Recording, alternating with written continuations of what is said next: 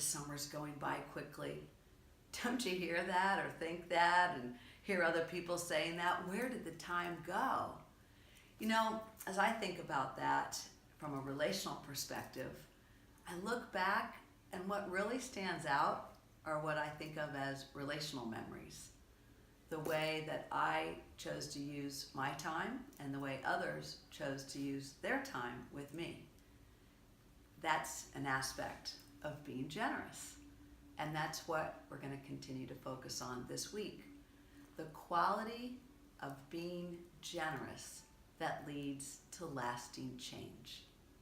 And you might remember from Tuesday that being generous is about giving something of value to others in the first instance. So let's think about that. It's August. For many of you, it's going to be a hectic time, if it's not already, with thinking about going back to school. One of your kids, or maybe you have more than one, is needing a lot of preparation, and you probably still have to work or do other things in your life and family. So let's just say that you have had a big day at the office and you're tired. In fact, you're exhausted, both mentally and physically. And you're coming home knowing that you had promised one of your kids that you'd be going out doing all the back to school shopping. And you walk in your front door and the summer reading list and summer math homework that you set out for your child to do while you were at work all day hasn't been touched. And that child comes around and says, "Mom, I didn't know how to do it. Mom, I need you to be here. Mom, I need your help." Or whatever it is. Now, transactionally, you might think to yourself or even say, "Why didn't you ask your father?" Or, "Why didn't you ask your sister? She's good at math." Or maybe you say, "You're procrastinating so much. How do you expect to do well in school?" Or maybe you shift the blame even further and say something like, "Oh, that school, why do they always send home all this summer work? Nobody does it, it's just a hassle." Well, those are all big reactions, right? And they're what we would call transactional responses. Example, you're just not centered or grounded or clear when you have those responses.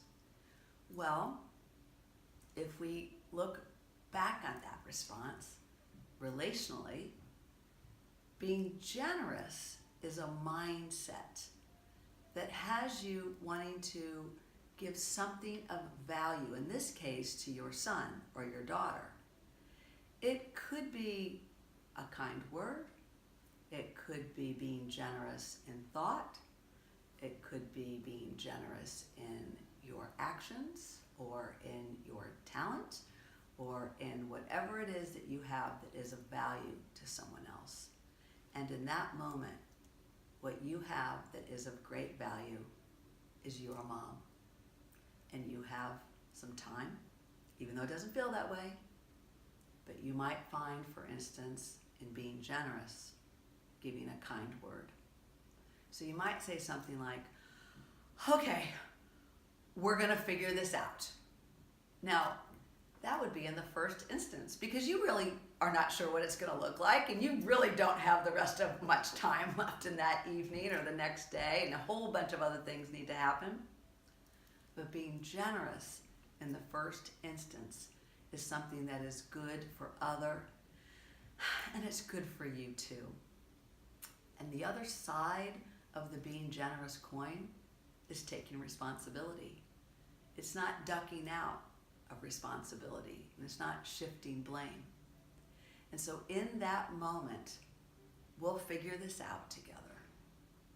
Something happens around the quality of that interaction that helps foster lasting change.